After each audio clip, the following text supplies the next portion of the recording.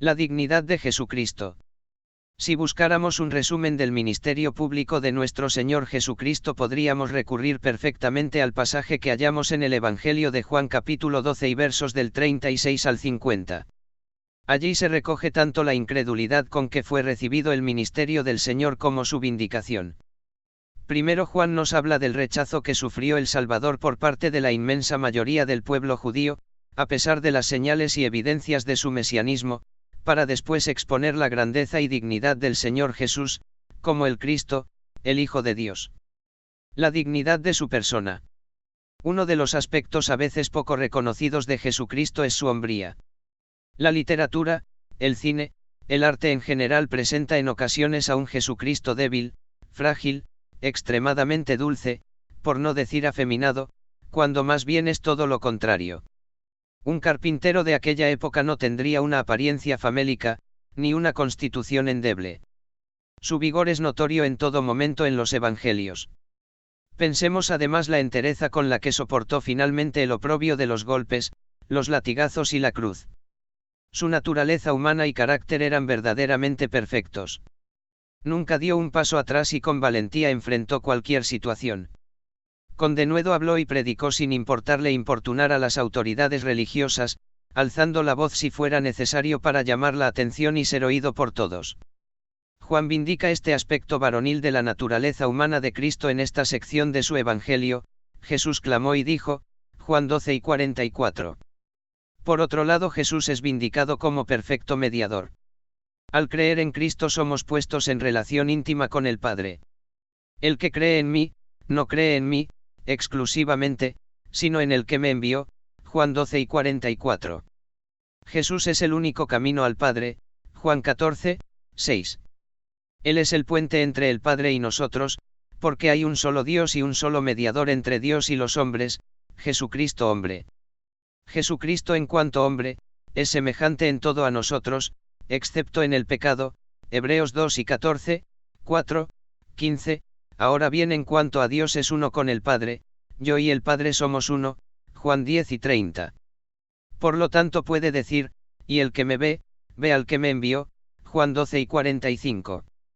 Él es Emmanuel, Dios con nosotros. Al observar a Jesucristo y meditar en él, nos percatamos de que vemos a Dios mismo, al Dios manifestado en carne. 1 Timoteo 3 y 16. Si bien el Padre no es el Hijo, ni el Hijo es el Padre, son uno en substancia y propósito.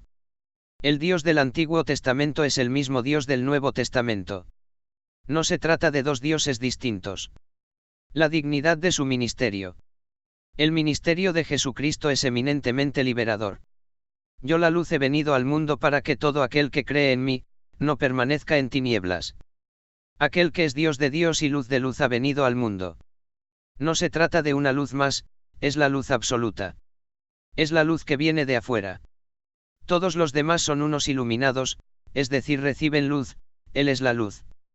La luz y las tinieblas son claras metáforas de la vida y la muerte respectivamente. La luz es la alegría de la vida y las tinieblas es la pesadumbre de la muerte producida por el pecado. Por la fe en Jesús los hombres son sacados de la oscura y triste vida del pecado a la luz de la vida, al disfrute de la vida abundante y eterna. El aspecto más glorioso del ministerio de Jesucristo es su aspecto sacrificial.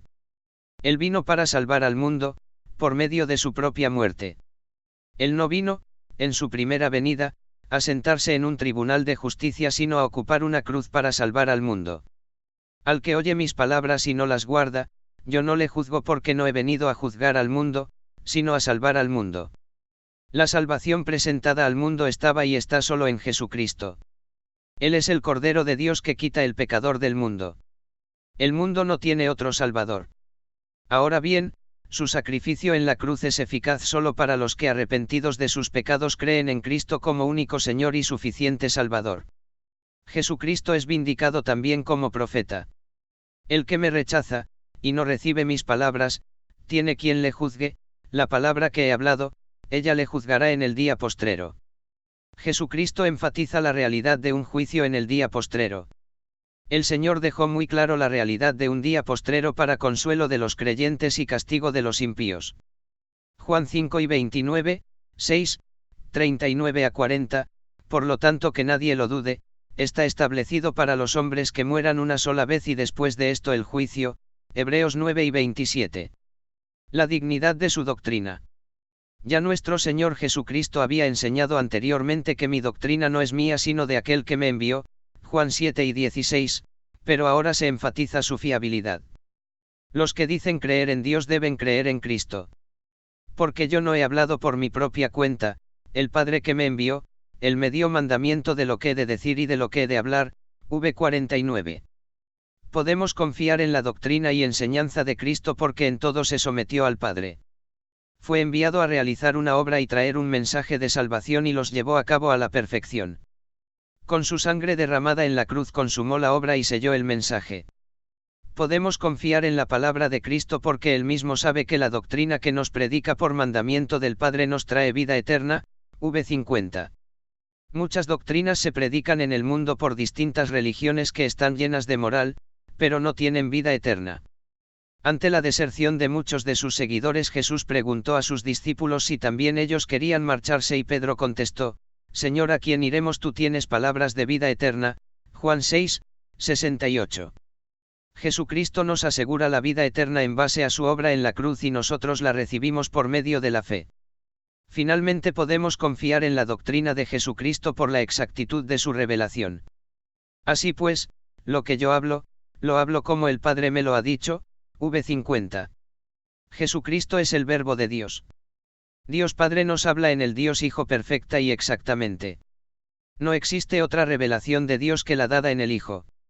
Así también los predicadores deben hablar con tal exactitud la palabra revelada en las Escrituras, sin añadir ni quitar nada sabiendo que solo en esa fidelidad la palabra trae vida eterna al creyente.